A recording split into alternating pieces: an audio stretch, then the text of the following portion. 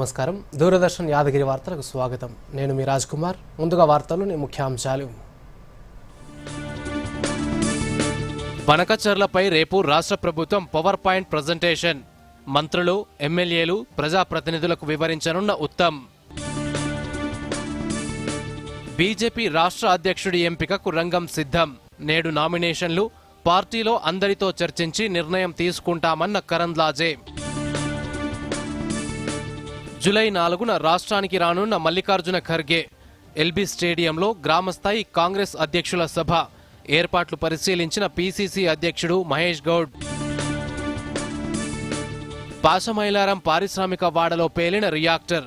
5 కార్మికులు మృతి, 20 మందికి తీవ్ర గాయాలు. సహాయక చర్యలు పర్యవేక్షిస్తున్న కలెక్టర్, ఎస్పీ. జూరాల ప్రాజెక్టుకు పోటెత్తుతున్న వరద. 14 గేట్లు ఎత్తి దిగువకు నీటి విడుదల. శ్రీశైలానికి 1.5 క్యూసెక్కుల ఇన్ఫ్లో. మావోయిస్టులతో శాంతి చర్చలు ఉండవని అమిత్ షా స్పష్టీకరణ. దేశాన్ని నక్సలిజం నుంచి విముక్తి చేయడమే లక్ష్యమని వెల్లడి. అమెరికాలో విదేశాంగ మంత్రి జైశంకర్ 3 రోజుల పర్యటన. క్వాడ్ విదేశాంగ మంత్రుల సమావేశానికి హాజరు. ఇక వార్తలను వివరాలను చూద్దాం. ఆంధ్రప్రదేశ్ ప్రభుత్వం ప్రతిపాదించిన గోదావరి బనకచర్ల ప్రాజెక్టుపై పవర్ పాయింట్ ప్రజెంటేషన్ ఇవ్వాలని రాష్ట్ర ప్రభుత్వం నిర్ణయించింది. డాక్టర్ జ్యోతిరావు పూలే ప్రజాభవన్లో నిర్వహించనున్న ఈ పవర్ పాయింట్ ప్రజెంటేషన్కు CM Revanth Reddy, deputy CM Mallu Bhatti విక్రమార్కతో సహా రాష్ట్ర మంత్రివర్గం మొత్తం హాజరు కానుంది.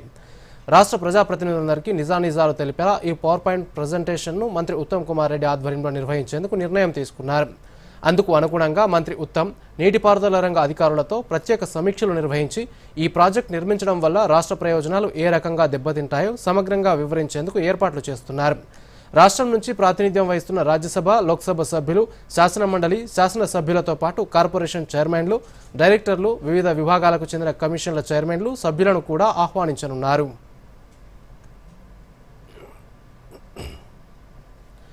రాష్ట్ర బీజేపీ కొత్త అధ్యక్షుడి ఎంపికకు రంగం సిద్ధమైంది. కిషన్ రెడ్డి వారసుడిని ఎంపిక చేసేందుకు ఈ రోజు నామినేషన్లు స్వీకరిస్తారు. మధ్యాహ్నం తర్వాత నామినేషన్ల స్వీకరణ, స్క్రూటినీ, ఉపసంహరణ పూర్తి చేస్తారు. రేపు కొత్త అధ్యక్షుడిని ప్రకటిస్తారు. ఎన్నికల పరిశీలకుడిగా వ్యవహరిస్తున్న రాజ్యసభ సభ్యుడు డాక్టర్ కె లక్ష్మణ్ నిన్న ఎన్నిక ప్రక్రియ నోటిఫికేషన్ విడుదల చేశారు. కేంద్ర మంత్రి శోభా కరంద్లాజే ఈ ఎన్నికకు కేంద్ర పరిశీలకురాలిగా వ్యవహరిస్తున్నారు. ఇప్పటికే హైదరాబాద్ చేరుకున్నారు. అధిష్టానం దూతగా సునీల్ బన్సల్ కూడా రానున్నారు. అందరి సమ్మతితో ఒకరిని ఏకగ్రీవంగా ఎన్నుకోవడానికే పార్టీ అధిష్టానం మొగ్గు చూపుతోందని బీజేపీ వర్గాలు తెలిపాయి. బండి సంజయ్ స్థానంలో కేంద్ర మంత్రిగా ఉన్న కిషన్ రెడ్డికి 2023 జూలై 4న తెలంగాణ బీజేపీ అధ్యక్ష పగ్గాలను పార్టీ అధిష్టానం అప్పగించింది. కిషన్ రెడ్డి సారథ్యంలోనే అసెంబ్లీ, లోక్సభ ఎన్నికలకు బీజేపీ వెళ్లింది. అసెంబ్లీ ఎన్నికల్లో బీజేపీ ఆశించిన ఫలితాలు సాధించకున్న 5 నెలల తర్వాత జరిగిన లోక్సభ ఎన్నికల్లో అనూహ్యంగా పుంజుకుంది. రాష్ట్రంలోని 17 లోక్సభ స్థానాలకు గాను ఏకంగా 8 గెలుపొందింది. రాష్ట్రంలో అత్యధిక ఎంపీ స్థానాలు నెగ్గిన పార్టీగా బీజేపీ నిలిచింది. గత 2 ఏళ్లుగా కేంద్ర మంత్రి కిషన్ రెడ్డి రాష్ట్ర బీజేపీ అధ్యక్షుడిగా అదనపు బాధ్యతలు మోస్తున్నారు. గత ఏడాదిన్నరగా కొత్త వ్యక్తిని అధ్యక్షుడిగా ఎంపిక చేస్తారన్న వార్తలు వస్తున్నా ఎప్పటికప్పుడు వాయిదా పడుతూ వచ్చింది. ఎట్టకేలకు తెలంగాణ బీజేపీ కొత్త బాస్ ఎంపికకు ముహూర్తం ఫిక్స్ అయింది. బీజేపీ పగ్గాలు చేపట్టేదెవరు అన్న అంశం పార్టీ శ్రేణుల్లో ఉత్కంఠ రేపుతోంది. తెలంగాణలో అధికారంలోకి రావాలని ఉవ్వెళ్లూరుతున్న బీజేపీ అధిష్టానం అందుకు తగ్గట్టుగా ప్రణాళికతో ముందుకు పోతోంది. దూసుకుపోయే తత్వం గల లక్షణాలతో పాటు పార్టీకి విధేయుడిగా ఉన్న వ్యక్తికే రాష్ట్ర పగ్గాలు అప్పగించాలని యోచిస్తోంది. మరోవైపు కొత్త అధ్యక్షుడికి జూబ్లీహిల్స్ ఉప ఎన్నిక, స్థానిక సంస్థల ఎన్నికలు వంటి సవాళ్లు ఎదుర్కానున్నాయి. తెలంగాణ బీజేపీ రాష్ట్ర అధ్యక్షుడి నియామకంపై కేంద్ర మంత్రి శోభా కరంద్లాజే స్పందించారు. పార్టీలో అందరితో చర్చించి రాష్ట్ర అధ్యక్షుడిని ఎంపిక చేయనున్నట్టు తెలిపారు. రాష్ట్ర నేతలు, కార్యకర్తల మనసులో ఏముందో తెలుసుకుంటామన్నారు. ఇప్పటికే ఢిల్లీ స్థాయిలో చర్చలు జరిగాయని, రాష్ట్ర స్థాయిలో నేతల అభిప్రాయాలను పరిగణలోకి తీసుకుంటామన్నారు. అధ్యక్ష పదవికి అభ్యర్థి నామినేషన్ నేడు వేస్తారని తెలిపారు. तेलंगाना का कांग्रेस सरकार कांग्रेस दिल्ली हाईकमांड का एटीएम कार्ड है. कर्नाटक में भी गारंटी अनाउंस किया, उधर कांग्रेस को जीत हुआ. उसके बाद कांग्रेस का हाईकमांड सोचा तेलंगाना में भी गारंटी का भरोसा देना, गारंटी नहीं देना, भरोसा देना. 2 साल के बाद कर्नाटक का लोग अब सोच रहे हैं कांग्रेस को हम क्यों चुना है। एक भी विकास का कार्यक्रम कर्नाटक में नहीं चल रहा है। क्या क्या गारंटी अनाउंस किया था वो भी ठीक से नहीं चल रहा है। सरकारी नौकरों को सैलरी देने के लिए भी मुश्किल होने वाला है। ऐसा कर्नाटक का सरकार है। तेलंगाना केवल 1.5 साल में मैं रेवंत रेड्डी जी को पूछना चाहती हूँ, आप क्या किया? विकास का कार्यक्रम किधर चल रहे हैं?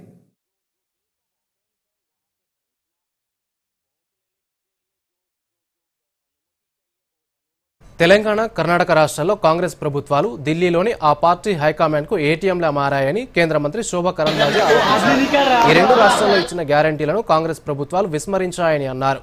ఏడాదిన్నర కాంగ్రెస్ పాలనలో రాష్ట్రంలో అభివృద్ధి అటకెక్కిందన్నారు.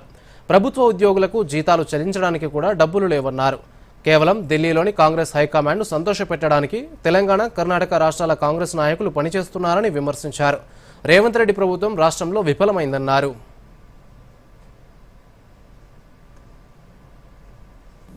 तेलंगाना का कांग्रेस सरकार సంగారెడ్డి జిల్లా పాసమైలారం పారిశ్రామిక వాడలో ఈ ఉదయం భారీ ప్రమాదం చోటు చేసుకుంది. సిగాచి రసాయన పరిశ్రమలో రియాక్టర్ ఒక్కసారిగా పేలింది. కార్మికులు పనిలో ఉన్న సమయంలోనే అకస్మాత్తుగా రియాక్టర్ పేలడంతో వారు ఎగిరిపడ్డారు. సుమారు 100 మీటర్ల దూరం వరకు కార్మికులు ఎగిరిపడ్డారని స్థానికులు తెలిపారు. రియాక్టర్ పేలుడుతో పరిసరాలు దద్దరిల్లాయి. మంటలు ఎగిసిపడుతున్నాయి. ఈ ఘటనలో 5 కార్మికులు మృతి చెందారు. 20 మందికి పైగా తీవ్రంగా గాయపడ్డారు. ప్రమాద సమాచారం అందుకున్న వెంటనే 2 ఫైర్ ఇంజన్లు ఘటనా స్థలానికి చేరుకొని మంటలను అదుపులోకి తెచ్చేందుకు ప్రయత్నిస్తున్నాయి. తీవ్ర గాయాల పాలైన వారిని అంబులెన్సుల్లో సమీప ఆసుపత్రులకు తరలించారు. గాయాల పాలైన కొందరి పరిస్థితి విషమంగా ఉండటంతో మృతుల సంఖ్య మరింత పెరిగే అవకాశం ఉందని అధికారులు చెబుతున్నారు. పరిశ్రమలో ఇంకా మంటలు కొనసాగుతుండటంతో సహాయక చర్యలు ముమ్మరంగా కొనసాగుతున్నాయి. రియాక్టర్లో ఏదైనా సాంకేతిక లోపం వల్లే పేలుడు సంభవించి ఉండవచ్చని ప్రాథమికంగా అంచనా వేశారు. పరిశ్రమలో రక్షణ నిబంధనలు పాటించారా లేదా అన్నదానిపై అధికారులు దృష్టి సారించారు. కాగా రసాయన పరిశ్రమలో జరిగిన అగ్ని ప్రమాదంపై ముఖ్యమంత్రి రేవంత్ రెడ్డి అధికారులను వివరాలు అడిగి తెలుసుకున్నారు. ప్రమాదంపై ముఖ్యమంత్రి విచారం వ్యక్తం చేశారు. సహాయక చర్యలను ముమ్మరం చేయాలని ఆదేశాలు జారీ చేశారు. ప్రమాదంలో చిక్కుకున్న కార్మికులను కాపాడటానికి అవసరమైన అన్ని చర్యలు తీసుకోవాలని, గాయపడిన వారికి అత్యవసర వైద్య సహాయం అందించాలని ఆదేశించారు. ముఖ్యమంత్రి ఆదేశంతో జిల్లా కలెక్టర్, ఎస్పీ హుటాహుటిన ఘటనా స్థలానికి చేరుకొని సహాయక చర్యలను పర్యవేక్షిస్తున్నారు. పాసమైలారం పారిశ్రామికవాడ ప్రమాదంపై మరిన్ని వివరాలు మా ప్రతినిధి నగేష్ అందిస్తారు. చెప్పండి నగేష్, సిగాచి రసాయన పరిశ్రమ వద్ద ప్రస్తుతం పరిస్థితి ఎలా ఉంది? నగేష్, ప్రస్తుతం అక్కడ రసాయన పరిశ్రమ వద్ద పరిస్థితి ఎలా ఉంది?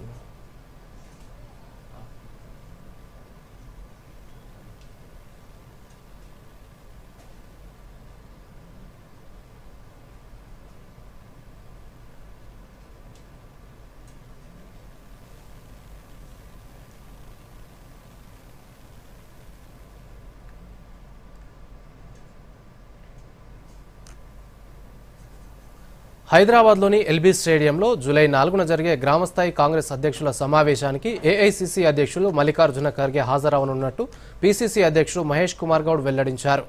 గ్రామశాఖ అధ్యక్షులు మొదలుకొని మండల, జిల్లా అధ్యక్షులు, ప్రధాన కార్యదర్శులు, అనుబంధాల సంఘాల రాష్ట్ర స్థాయి నేతల వరకు 25,000 మంది ఈ సభలో పాల్గొంటారని తెలిపారు. ఎల్బీ స్టేడియంలో సభ ఏర్పాట్లను పలువురు నేతలతో కలిసి మహేష్ కుమార్ పరిశీలించారు. సభకు వచ్చే వారికి ఇబ్బందులు కలగకుండా వేదిక, వీఐపీ ప్రవేశం, పార్కింగ్ ఏర్పాట్లు ఉండాలని సూచించారు. స్థానిక సంస్థల ఎన్నికలకు సన్నద్ధంలో భాగంగా ఈ సమావేశాన్ని రాష్ట్ర కాంగ్రెస్ ఏర్పాటు చేస్తోంది.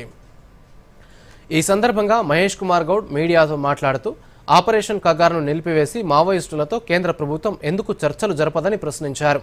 డొనాల్డ్ ట్రంప్ చెప్పారని, పాకిస్తాన్తో యుద్ధాన్ని మధ్యలోనే ఆపేశారని ఆరోపించారు.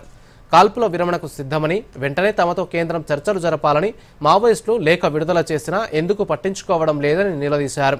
ఇప్పటికైనా మావోయిస్టులతో శాంతి చర్చలు జరపాలని డిమాండ్ చేశారు.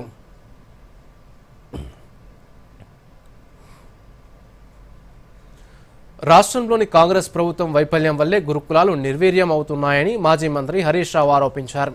ఈ మేరకు ఎక్స్ వేదికగా ట్వీట్ చేశారు. గత బీఆర్ఎస్ ప్రభుత్వంలో గురుకులాలకు అదనపు హంగులు కల్పించి దేశానికే ఆదర్శంగా నిలిపామన్నారు. విద్యా వ్యవస్థ పట్ల ప్రభుత్వం చూపిస్తున్న నిర్లక్ష్య వైఖరి లక్షల మంది ఎస్సీ, ఎస్టీ, బీసీ పిల్లల భవిష్యత్తు ప్రశ్నార్థకంగా మారిందని విమర్శించారు. ముఖ్యమంత్రి రేవంత్ రెడ్డి పాలనలో గురుకుల పాఠశాలలు కళాశాలల పరిస్థితి రోజురోజుకు దిగజారుతుండటం విచారకరమని హరీష్ రావు అభిప్రాయపడ్డారు.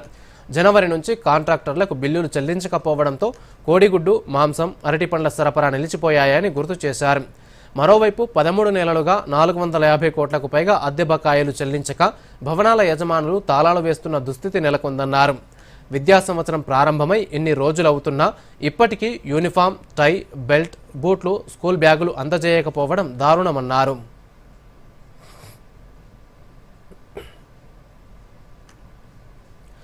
కేంద్ర ప్రభుత్వ ఆదేశాల మేరకు రాష్ట్ర ప్రభుత్వం పంపిణీ చేస్తున్న 3 నెలల రేషన్ బియ్యం నేటితో ముగియనుంది. ఒకవేళ ఎవరైనా రేషన్ బియ్యం తీసుకోకుంటే మళ్లీ సెప్టెంబర్ నెలలోనే రేషన్ బియ్యం ఇవ్వనున్నట్టు అధికారులు తెలిపారు.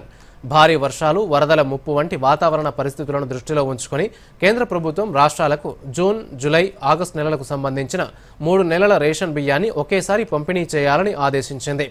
తెలంగాణలో ఈ కార్యక్రమం దాదాపు పూర్తయింది. కేంద్రం నిర్ణయం, తెలంగాణ కొత్త పాలసీతో ఒక్కో మనిషికి నెలకు 6 కేజీల చొప్పున 18 కిలోల సన్నబియ్యం పంపిణీ చేస్తున్నారు. ఇప్పటి వరకు 92.18% లబ్ధిదారులకు 5.27 లక్షల టన్నుల సన్నబియ్యం సరఫరా చేసినట్టు పౌర సరఫరాల శాఖ వెల్లడించింది.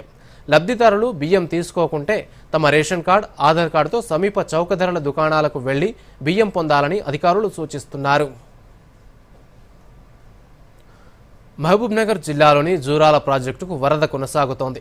ఎగువన ఉన్న మహారాష్ట్రలో కురుస్తున్న భారీ వర్షాలతో జూరాలకు వరద ఉధృతి అంతకంతకు పెరుగుతోంది. ఇప్పటికే ప్రాజెక్టు పూర్తి స్థాయిలో నిండిపోవడంతో వచ్చిన నీటిని వచ్చినట్టే దిగువకు విడుదల చేస్తున్నారు. జూరాలకు ప్రస్తుతం 1,58,000 క్యూసెక్కుల ఇన్ఫ్లో కొనసాగుతుండటంతో అధికారులు 14 గేట్లను ఎత్తి దాదాపు అంతే అవుట్ఫ్లోను వదులుతున్నారు. జూరాల ప్రాజెక్టు పూర్తిస్థాయి నీటి మట్టం 318.516 మీటర్లు కాగా ప్రస్తుతం 317.490 మీటర్లుగా ఉంది. వరద ఉధృతి కారణంగా జూరాల జల విద్యుత్ కేంద్రాల్లో విద్యుత్ ఉత్పత్తిని అధికారులు కొనసాగిస్తున్నారు.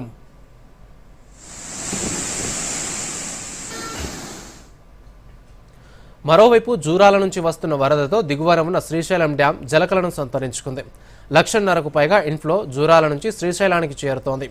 దీంతో తెలుగు రాష్ట్రాలకు వరప్రదాయినిగా ఉన్న శ్రీశైలం జలాశయం నిండుకుండలా మారింది. గతంలో ఎన్నడూ లేని విధంగా జూన్ నెల చివరి వరకే దాదాపు నిండుకుంది. తాజాగా 1,56,000 క్యూసెక్కుల ఇన్ఫ్లో శ్రీశైలానికి చేరుకుంటున్నట్లు అధికారులు వెల్లడించారు. కాగా శ్రీశైలం డ్యాం పూర్తిస్థాయి నీటి మట్టం 885 అడుగులు కాగా ప్రస్తుతం 872.50 అడుగులకు చేరుకుంది. ఎగువ నుంచి భారీ వరద వస్తుండటంతో కుడి, ఎడమ విద్యుత్ కేంద్రాలలో విద్యుత్ ఉత్పత్తిని అధికారులు నిలిపివేశారు. జూరాల నుంచి వరద ఇదే స్థాయిలో మరో వారం రోజులు కొనసాగితే శ్రీశైలం గేట్లు ఎత్తాల్సి ఉంటుందని తెలిపారు.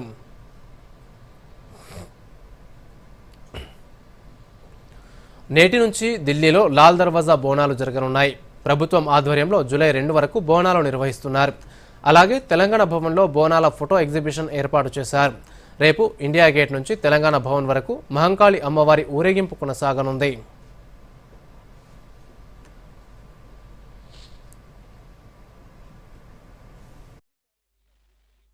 తాతయ్య, ఇది ఏం మొక్క? టాంజరీన్, చాలా తీగా ఉంటుంది, పీకేయద్దు. ఫ్రీ ఫారెన్ ట్రిప్ లింక్ పై క్లిక్ చేయండి, ఇప్పుడే చేస్తాను. తాతయ్య ఆగండి, లింక్ పైన క్లిక్ చేయకండి. ఎందుకు? ఇది SMS స్కామ్. క్లిక్ చేస్తే మీ బ్యాంక్ డీటెయిల్స్ దొంగిలించబడతాయి. ఓ థ్యాంక్స్ గప్పు, కాపాడావు. ఇదిగో నీ తెలివితనానికి ఫలితం. RBI అంటుంది, స్మార్ట్ అవ్వండి, కూల్ గా ఉండండి.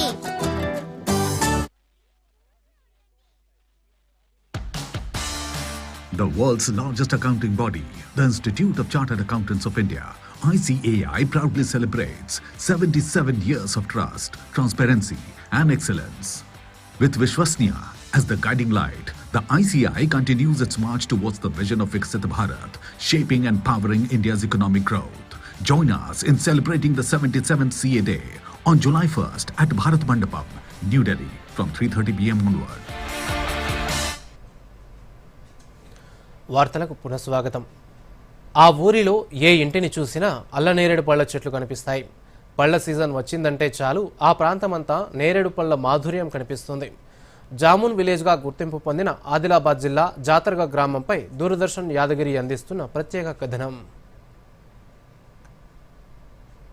సాధారణంగా ఇళ్లల్లో గులాబీ, మందారం, మల్లె వంటి పూల చెట్లు, లేదంటే నిమ్మ, జామ వంటి పండ్ల చెట్లు, ఇక వీధుల్లోనైతే వేప, మర్రి, రావి చెట్లు దర్శనమిస్తాయి. కానీ ఈ ఊరిలో మాత్రం ఎక్కువగా అల్లనేరేడు చెట్లు కనిపిస్తున్నాయి. ఆదిలాబాద్ జిల్లా బజార్హత్నూర్ మండలంలోని జాతర్గ గ్రామంలో సుమారు 250 కుటుంబాలు, 1700 పైచిలకు జనాభా ఉంది. ఈ గ్రామంలో ఏ ఇంటికి వెళ్లినా అల్లనేరేడు చెట్లు కనిపిస్తాయి. ప్రతి ఇంటిలో కనీసం 2 చెట్లను పెంచుతున్నారు. గ్రామంలో ప్రస్తుతం 300కు పైగానే అల్లనేరేడు చెట్లు ఉన్నాయి. వ్యవసాయమే ప్రజల ప్రధాన జీవనాధారంగా గడుపుతున్న ఈ గ్రామ ప్రజలు ఇంటి దగ్గర కూడా పండ్ల చెట్లను పెంచుతున్నారు. 4 దశాబ్దాలకు పైగా గ్రామస్తులు ఈ చెట్లను పెంచుతున్నారు. ప్రతి సంవత్సరం జూన్ మాసం నుంచి ఆగస్టు వరకు అల్లనేరేడు పండ్లు పుష్కలంగా లభిస్తున్నాయి. ప్రతి సంవత్సరం ఇది ఈ ఎండాకాలం చివరి మూమెంట్ లో నేరేడు పళ్ళని ఇస్తుంది, అల్ల నేరేడు పళ్ళని ఇస్తుంది. మంచి పండ్లు బీపీ కానీ షుగర్ కానీ అలాంటి వాటికి మంచిగా యూజ్ అవుతుందని చెప్పేసి పెద్దలు చెప్తారు. ప్రతి ఇంట్లో ఒకటి ఉన్నాయి. చుట్టాలు వస్తారు, మేము అమ్మటం గాం ధర్మము. చుట్టాలు వస్తారు, రోడ్డుకు పోయే వాళ్ళు తెంపుతున్నారు, పెళ్లికి వచ్చిన పేరంటం వచ్చిన తెంపుతలు తింటున్నారు సార్. గ్రామానికి వచ్చిన ఐఏఎస్ అధికారి తుకారం ఐటీడీఏ ద్వారా ఈ గ్రామస్తులకు అల్లనేరేడు మొక్కలను పంపిణీ చేశారు. అప్పుడు నాటిన మొక్కలు పెరిగి పెద్దవై పండ్లనిస్తున్నాయి. సీజన్లో వచ్చే పండ్లను బంధుమిత్రులు, ఇతరులకు ఉచితంగా అందజేస్తున్నారు. ఎలాంటి రసాయనాలను వాడకుండా సహజ సిద్ధంగా పెంచడంతో వీటి పండ్లు ఆరోగ్యానికి ఎంతో మేలు చేస్తున్నాయని అంటున్నారు. ఈ సందర్భంగా మండల వైద్యాధికారిని డాక్టర్ అలేఖ్య మాట్లాడుతూ ఈ పండ్లు తినడం వల్ల మధుమేహం, రక్తపోటు, కిడ్నీలో రాళ్లు వంటి అనారోగ్య సమస్యలు దరిచేరవని అన్నారు. డయాబెటిక్స్ ఉన్న వాళ్ళకి, అంటే షుగర్ వ్యాధి ఉన్న వాళ్ళకి చాలా యూస్ఫుల్ అండి. అది సీజనల్ ఫ్రూట్. ఎంత మంచి ఫ్రూట్ అంటే దాంట్లో ఉన్న న్యూట్రిషియస్ వాల్యూ మనకి షుగర్ పేషెంట్స్ కి దేంట్లో దొరకదు. అది తింటే మనకి న్యాచురల్ గా షుగర్ అనేది తగ్గించుకునేటట్టు అలా ఉంటది.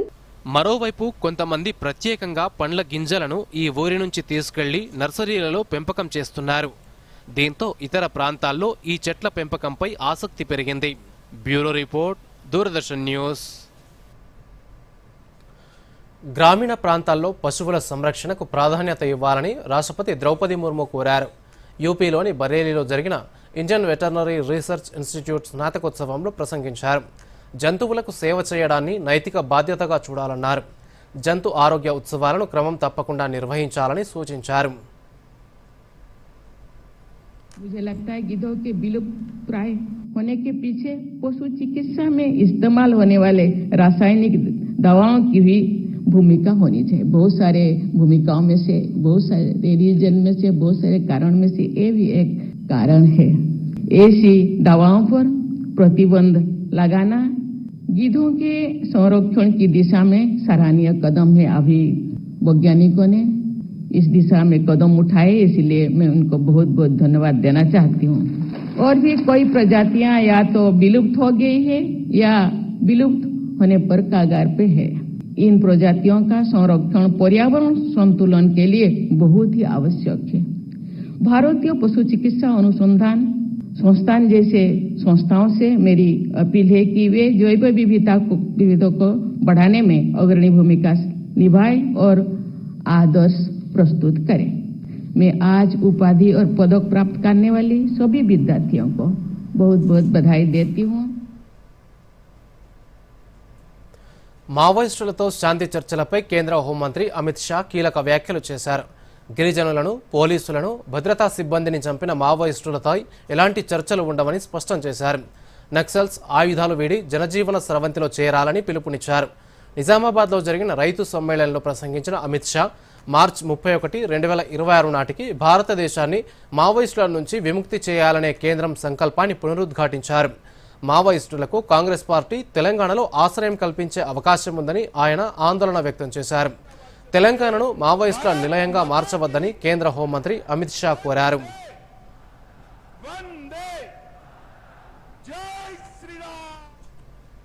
तेलंगाना कांग्रेस पार्टी के अध्यक्ष कहते हैं कि इनको शरण में लाओ. कौन ना बोल रहा है भाई? जिसको सरेंडर करना है करे. मैं इस मंच पर से कहता हूं, सारे लोग हथियार छोड़ दो और सरेंडर करो.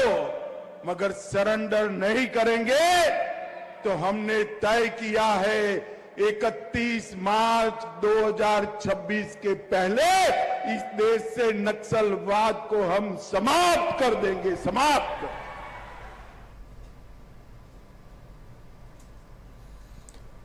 అంతర్జాతీయ సహకార సంవత్సరం 2025ను పురస్కరించుకుని కేంద్ర మంత్రి అమిత్ షా అన్ని రాష్ట్రాలు కేంద్రపాలిత ప్రాంతాల సహకార మంత్రులతో మంథన్ బైఠక్ నిర్వహించారు.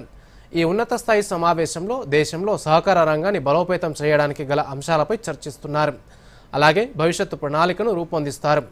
ప్రాథమిక వ్యవసాయ క్రెడిట్ సొసైటీల స్థాపన, పాడి పరిశ్రమ, మత్స్య రంగాలలో సహకార సంఘాలతో పాటు గ్రామీణ ప్రాంతాల్లో చివరి మైలు వరకు సేవలను అందించడం, రైతులకు సాధికారత కల్పించడంపై సమాలోచనలు జరపనున్నారు.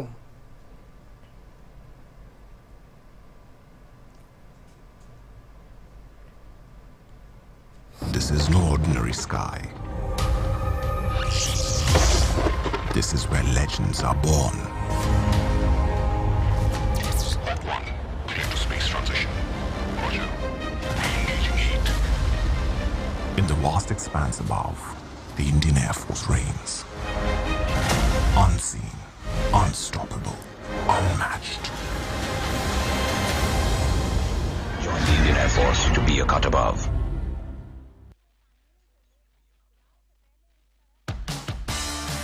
The world's largest accounting body, the Institute of Chartered Accountants of India, ICAI, proudly celebrates 77 years of trust, transparency, and excellence. With Vishwasniya as the guiding light, the ICAI continues its march towards the vision of Viksit Bharat, shaping and powering India's economic growth.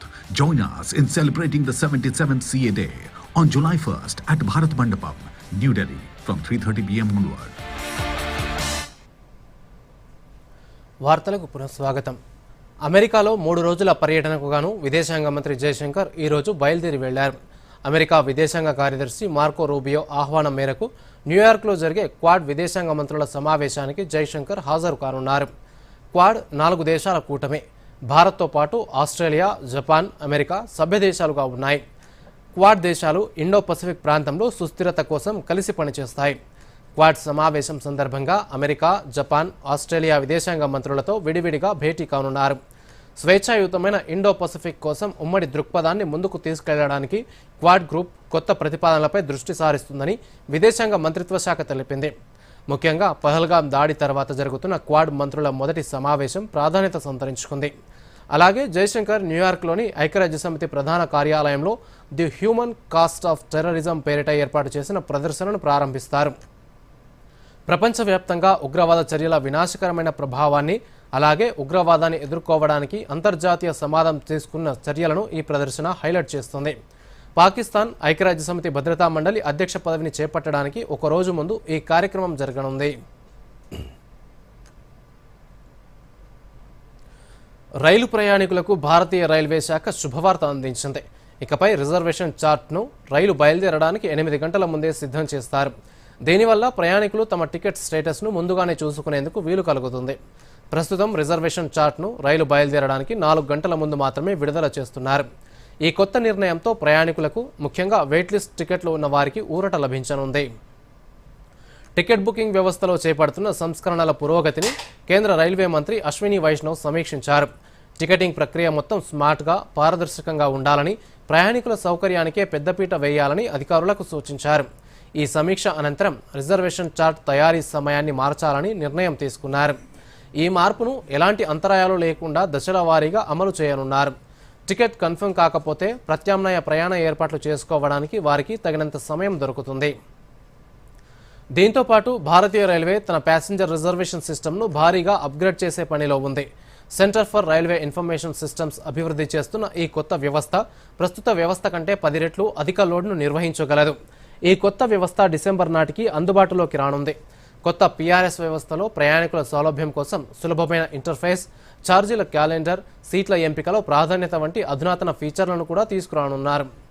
దివ్యాంగులు, విద్యార్థులు, రోగులకు అవసరమైన సపోర్ట్ను కూడా ఇందులో integrate చేయనున్నారు. మరోవైపు July 1 నుంచి IRCTC website, mobile యాప్లో తత్కాల్ టికెట్లు బుక్ చేసుకోవాలంటే తప్పనిసరిగా ధృవీకరించిన యూజర్లు మాత్రమే అనుమతించబడతారు. నేపాల్, ఆఫ్ఘనిస్తాన్లో భూకంపం సంభవించింది. అయితే ఎటువంటి ప్రాణ ఆస్తి నష్టం సంభవించలేదని నేషనల్ సెంటర్ ఫర్ సిస్మాలజీ తెలిపింది. నేపాల్లో భూకంప తీవ్రత రిక్టర్ స్కేల్పై 3.9గా నమోదవగా 14 కిలోమీటర్ల లోతులో దాని కేంద్రం గుర్తించారు. అలాగే ఆఫ్ఘనిస్తాన్లో 4.9 తీవ్రతతో భూకంపం నమోదైనట్టు తెలిపింది. ఒడిశాలోని పూరిలో జగన్నాథుని రథయాత్ర కొనసాగుతోంది. ఈ యాత్ర జగన్నాథ ఆలయం నుంచి గుండిచా టెంపుల్ వరకు సాగనుంది. 12 రోజుల పాటు ఈ కార్యక్రమం జరగనుండగా 4వ రోజు కూడా భక్తులు భారీగా తరలివచ్చారు. దేశ విదేశాల నుంచి భక్తులు వచ్చి రథయాత్రను తిలకిస్తున్నారు.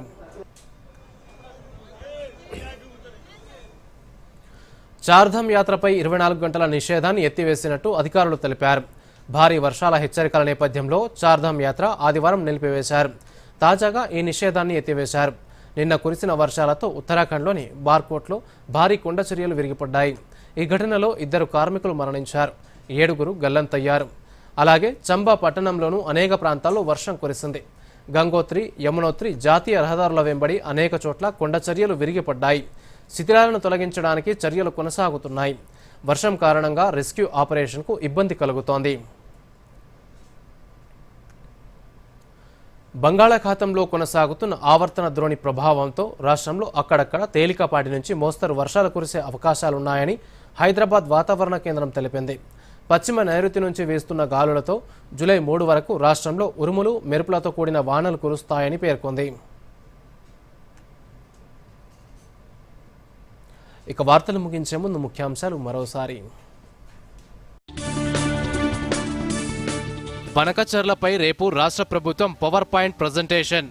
మంత్రులు, ఎమ్మెల్యేలు, ప్రజాప్రతినిధులకు వివరించనున్న ఉత్తమ్. బీజేపీ రాష్ట్ర అధ్యక్షుడి ఎంపికకు రంగం సిద్ధం. నేడు నామినేషన్లు. పార్టీలో అందరితో చర్చించి నిర్ణయం తీసుకుంటామన్న కరణ్లాజే. జూలై 4న రాష్ట్రానికి రానున్న మల్లికార్జున ఖర్గే. ఎల్బీ స్టేడియంలో గ్రామస్థాయి కాంగ్రెస్ అధ్యక్షుల సభ. ఏర్పాట్లు పరిశీలించిన పీసీసీ అధ్యక్షుడు మహేష్ గౌడ్. పాశమైలారం పారిశ్రామిక వాడలో పేలిన రియాక్టర్. 5 కార్మికులు మృతి, 20 మందికి తీవ్ర గాయాలు. సహాయక చర్యలు పర్యవేక్షిస్తున్న కలెక్టర్, ఎస్పీ. జూరాల ప్రాజెక్టుకు పోటెత్తుతున్న వరద. 14 గేట్లు ఎత్తి దిగువకు నీటి విడుదల. శ్రీశైలానికి 1.5 క్యూసెక్కుల ఇన్ఫ్లో. మావోయిస్టులతో శాంతి చర్చలు ఉండవని అమిత్ షా స్పష్టీకరణ. దేశాన్ని నక్సలిజం నుంచి విముక్తి చేయడమే లక్ష్యమని వెల్లడి. అమెరికాలో విదేశాంగ మంత్రి జైశంకర్ 3 రోజుల పర్యటన. క్వాడ్ విదేశాంగ మంత్రుల సమావేశానికి హాజరు. దూరదర్శన్ యాదగిరి వార్తలను ఇప్పుడు సోషల్ మీడియాలో కూడా చూడొచ్చు.